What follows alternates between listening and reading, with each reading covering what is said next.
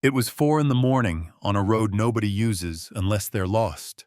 Breath freezing in front of my face when I heard a kid's voice cut through the pines like it had teeth. "Mom, please wake up."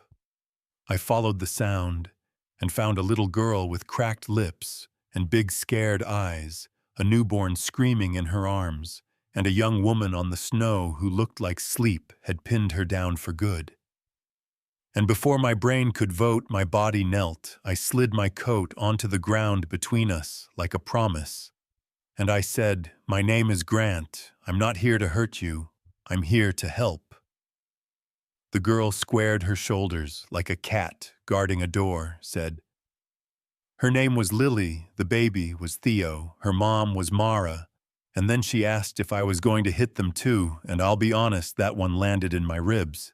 I've been called ice-hearted and worse on magazine covers, but I'm just a widower who buried a daughter, and I know what it means to be late, so I picked up Mara as carefully as if she were made of glass and told Lily we were leaving now, or her mom wouldn't see sunrise. That's when a voice in the trees slurred her name like a threat, Derek Holt, the kind of drunk you can smell before you can see, and Lily pressed the baby into my coat and whispered, "Please." And we ran that last half mile like we were trying to outrun winter itself. My place sits up the ridge glass and cedar, and more heat than a person needs. And the second the door opened, I shouted for the medical room, Ivana, the night nurse, with hands like calm water, and Dr. Patel, who could read a pulse from across a room. They were on Mara in seconds with oxygen and blankets. And Lily flattened herself against the wall, clutching Theo so hard her knuckles went white, watching every stranger like she was memorizing exits, so I put myself on her level and said, "He can cry here, he can scream here, nobody's throwing anybody out." And she whispered that grown-ups always say that, then they leave or they hit. And I told her, "I hear you, because sometimes the only honest thing you can give a child is the truth that you see their fear." My neighbor Ruth Whitaker blew in with the draft, like she owned the wind-neat bun, clipped voice eyes, that Slice asked if I knew what I was doing, bringing strangers into my house, and I told her no, not exactly, but I know what it costs to be too late. And her face softened just enough for me to see there was a bruise under all that posture. Then she noticed the dark mark on Lily's wrist and didn't say another word. The pounding started a few hours later, door-shaking Derek howling that I'd stolen his family, shoving a shoulder inside, breath sour enough to burn paint. And I told him he wasn't putting hands on them again. He laughed in my face, said, "Money can't buy blood." And yeah, that happened. The cops slid in with blue lights on the snow and a dozen questions, and the oldest officer told me the thing I didn't want to hear, that it was going to court, no matter what anyone believed at the door.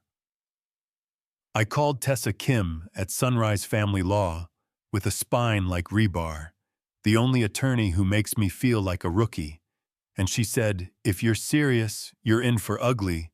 They will paint you as the rich guy, stealing kids for a redemption arc. Can you stand being hated?" And I looked down the hall at Lily, finally sleeping with Theo's tiny fist wrapped around her hoodie string, and said, "I can stand anything but being late again." Derek hired his own suit, Victor Dane's smile, designed by committee, and he walked into that first hearing, talking about fathers' rights and second chances.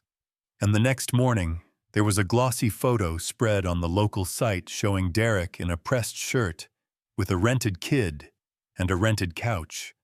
Headline said, "Repentant Father Seeks Forgiveness." And I crushed that paper in my hand until the ink bled while Tessa slid me hospital records that showed Mara had been admitted again and again with injuries somebody kept calling accidents until the paperwork fell behind a file cabinet. You know what I mean. 2 nights after the headlines, Derek came to my yard calmer and colder, asked Lily to let him hold the baby, with a voice made of fake regret. And I stepped between them as he lifted his phone and started recording, shouting that the rich man was assaulting him, then throwing himself on the ground like a soccer player at the World Cup, sirens again. and the same officer telling me we'd log it and let the process happen. And I stood there with my jaw tight because I hate the feeling of being right and helpless at the same time. What I didn't know was Ruth had been standing behind the spruce line with her phone set to record. And that matters because grief had carved Ruth into steel a long time ago, when a drunk driver took her son. And when she saw that bruise on Lily, she decided to be useful, not loud. So the next morning, she passed a tiny USB over the fence and said, "If you're going to do this, do it right." And I knew something had shifted like a rusted bolt cracking loose for the first time in years. The day Lily took the stand, the courtroom went so quiet, you could hear people swallow Judge Pauline Rivera with the gray bun, and the "don't try me" stare asked Lily if she knew why she was there.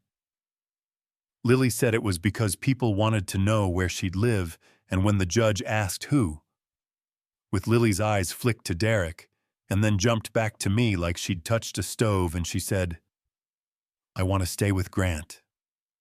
I call him Dad." And the sound that moved through that room was a wave. Some folks gasped.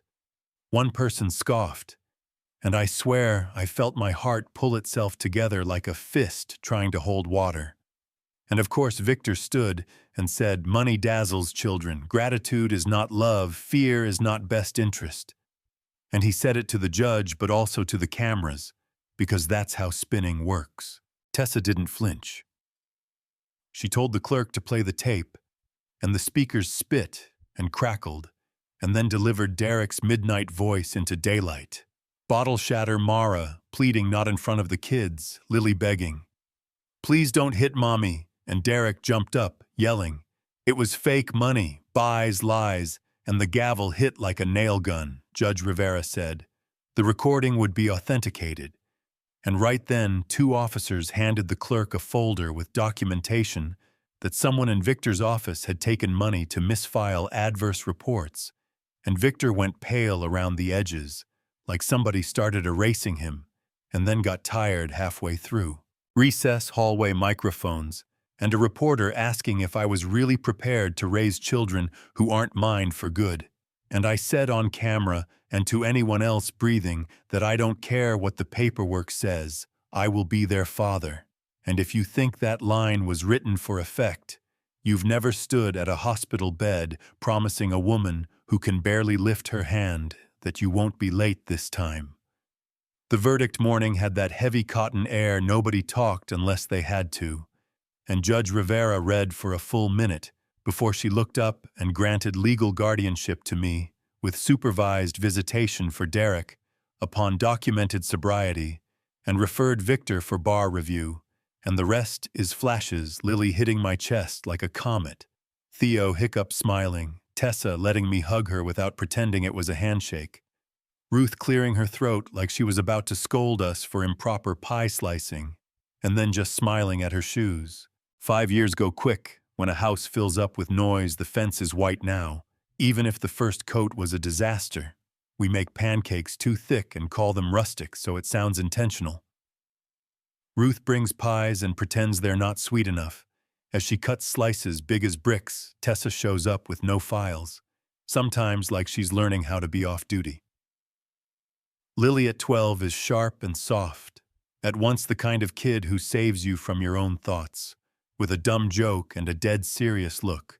Theo at 5 is a chaos engine who makes every room feel like a birthday party, and the same walls that saw fear now hold laughter loud enough to bounce around and come back warmer. But if we're being real, nothing is ever simple for long. Derek filed an appeal from rehab, and there are folks who think a kid's voice shouldn't outweigh a father's rights, folks who believe men like me adopt causes to look human. And I get the skepticism because money has a way of louding up any room. But here's what I ask when I can't sleep.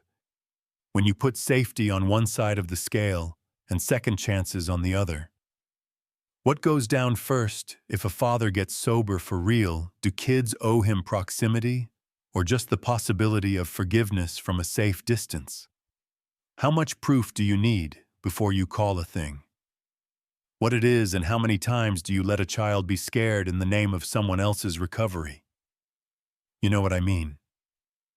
I didn't become their father to fix my image. I did it because a little girl with cracked lips and a newborn in her arms trusted me for 30 seconds when it mattered. And because the man I used to be needed a second try at being early, not late. So tell me where you stand. Do you think the court got it right? Would you have ruled different? Have you seen a case where image beat truth or truth finally punched through the billboard? Drop your take in the comments. Push back. If you want, share your own story, if you've got one, and if you believe kids should never be asked to carry the weight of someone else's recovery type kids first, so Lily can see it after homework. Hit like, subscribe if these kinds of hard, honest stories matter to you. And thanks for staying until the end. This is our life now, messy, loud, warm, and worth every fight.